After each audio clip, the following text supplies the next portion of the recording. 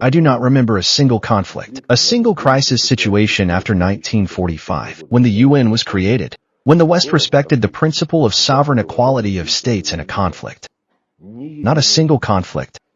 On the contrary, the West put forward its own concept of regulation, which met its interests first and foremost, and so on. Yes, of course, the World War II was an exception. The alliance of the Soviet Union, including the Russian people, the Armenian people with Western countries, was due to the fact that at first London and Washington thought for a long time about who to bet on.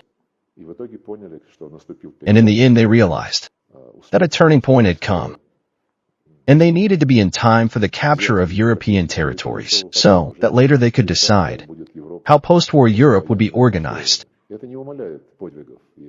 This does not diminish the feats of the Americans, the British, the French resistance, the resistance in other European countries whose leadership submitted to the Nazis. This does not diminish the feat of the Serbs, our Serbian friends, Montenegrin friends, who fought the fascist hordes.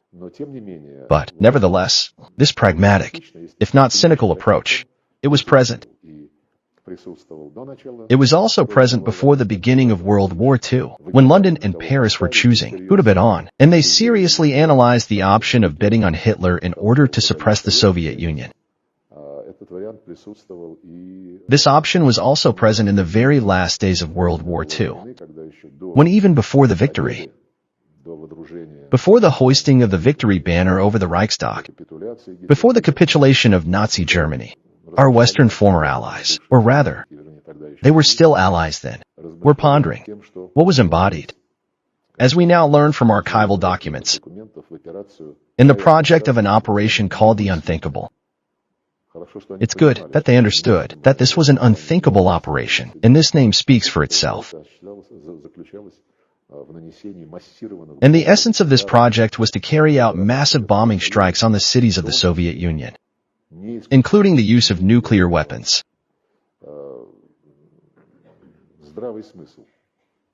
Common sense allowed this to be avoided, allowed the transition to the stage of peaceful coexistence, which was instantly transformed into the Cold War, through Winston Churchill's Fulton speech, then through other subsequent events, the creation of NATO, the counter-creation of the Warsaw Pact. And then we can follow this chain of events up to the present day,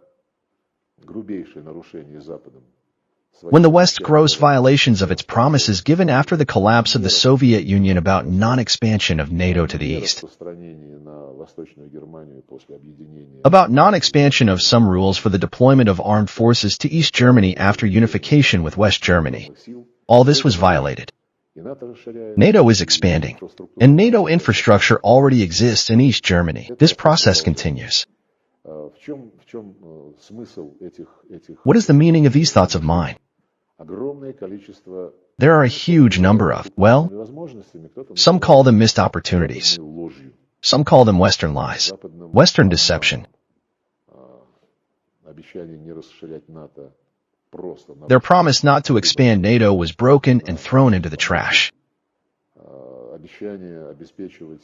The promise to ensure respect for the principle of indivisibility of security, when no one will strengthen their security to the detriment of others, and no one, no country, no organization will try to dominate the European space, was broken. Our numerous attempts, starting in 2008, to implement this principle of indivisibility of security, when you do not do anything that creates a threat to my national interests, have been ignored. They told us that the OSCE at the highest level accepted this, but this is only a political declaration. We told them, is the word of your presidents and prime ministers worth something or not? They answered, politically, yes. But legally, we cannot guarantee this, because it is all political. Then we suggested to them, starting in 2008, we have suggested this more than once, that what we wrote down in the declaration as a political commitment, let's codify it. Let's turn it into legally binding documents. No. But why? We are simply proposing to make a legal commitment not to violate each other's security, which has already been adopted. They answered, no, legal guarantees of security can only be provided in NATO. This all did not start yesterday. It started at least 20 years ago. Starting with President Putin's Munich speech in 2007, when he said, guys, well, why is this so? We agreed on this with you. And then it turns out that it is not worth a damn from your point of view. You want to dominate. You want to suppress the national interests of everyone else, subordinate them to yourself, to your selfish plans and aspirations, and extract benefits, essentially neo-colonialist benefits. So, our conscience is clear. We have been warning them for the last 20 years. Almost every day we called on them that this could end badly. But after the coup d'etat in 2014, they began to make Ukraine anti-Russia. They encouraged the junta. That came to power despite the settlement plan under the guarantee of the European Union. They did this under the slogans of exterminating the Russian language in all spheres of life. And this junta sent armed militants to seize Crimea. The residents of Crimea said that they did not want to have anything to do with them. Donbass said the same. But the West simply put all its resources into supporting this openly Nazi regime. And now we have what we have. They deceived us in February 2014, when they carried out a putsch the morning after the signing of the settlement agreement. A year later, having signed the Minsk agreements, they violated them, and then they admitted that they were not going to implement anything, but they just wanted to buy time to pump Ukraine with weapons.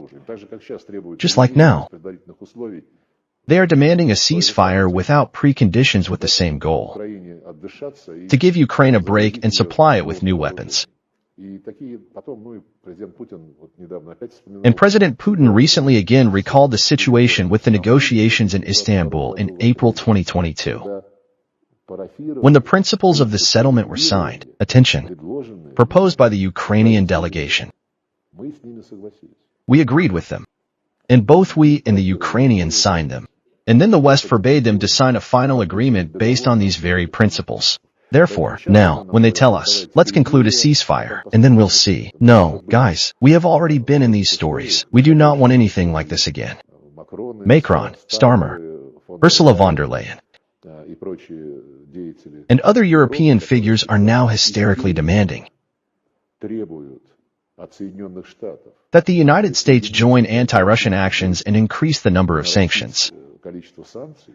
This simply says everything about them. Just recently, they approved the 17th package of sanctions against the Russian Federation and the European Union. Moreover, this package was supposedly ready last week, but they announced that they would wait until Trump and Putin talk, and, depending on the results, they will decide whether to introduce this package or not. But they are demanding a truce without preconditions. The conversation between Putin and Trump ended with both leaders speaking out in favor of, first of all, defining the parameters of long-term peace. Parameters that would solve the problem of eliminating the root causes of this crisis. And the root causes were, as I have already said, NATO expansion to the east, and the strategic course of the junta that came to power as a result of a coup d'etat, a course to exterminate Russian education, Russian mass media, Russian culture. And recently, the Kyiv regime made a decision that, in essence, is aimed at eliminating the canonical Ukrainian Orthodox Church. Today, we gave our colleagues in the Ministry of Foreign Affairs a list of laws that were adopted, starting from the period long before the start of the special military operation, on the legislative extermination of the Russian language in all spheres of life.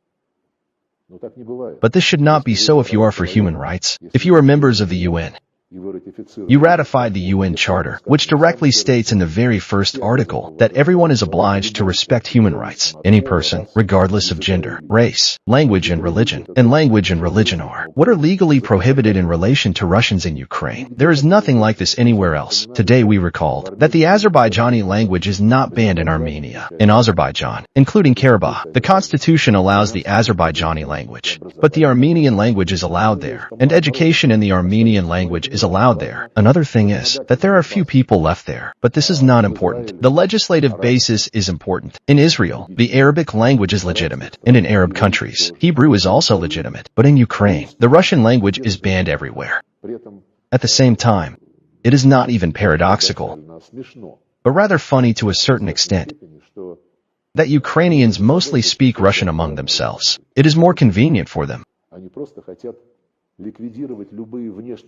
They simply want to eliminate any external signs of our common culture, our common history, our common purpose, if you like, in this world of Slavic Orthodox peoples, and they want to kill Orthodoxy for the same purpose. Therefore, I return to what the European Union expected from the telephone conversation between Trump and Putin. They said that they would look into it. Following the meeting, Putin and Trump gave a very positive assessment of this conversation. They agreed that it is necessary to work on preparing concrete steps for a long-term and sustainable settlement, including using the possibilities of ceasefires, but, above all, aiming to eliminate the root causes of the conflict. What did the European Union do? They announced that the 17th package of sanctions was approved. This means that they wanted an escalation of the crisis. They said that they listened, and they did not see any support for a ceasefire without preconditions, which would allow them, the Europeans, to rearm Ukraine. This is what they need. And, you understand, these trends speak in favor of the fact that the Euro-Atlantic security structure, in which we find ourselves, in particular within the framework of the Organization for Security and Cooperation in Europe, is becoming obsolete. Especially since the Western participants in this structure are clearly abusing their position. Moreover, such specific differences in the positions of the United States and Europe have now emerged. But the most important thing is that security is ensured, first of all, by taking into account geopolitical factors. And geopolitics and geography dictate the need to build bridges between all countries of the Eurasian continent.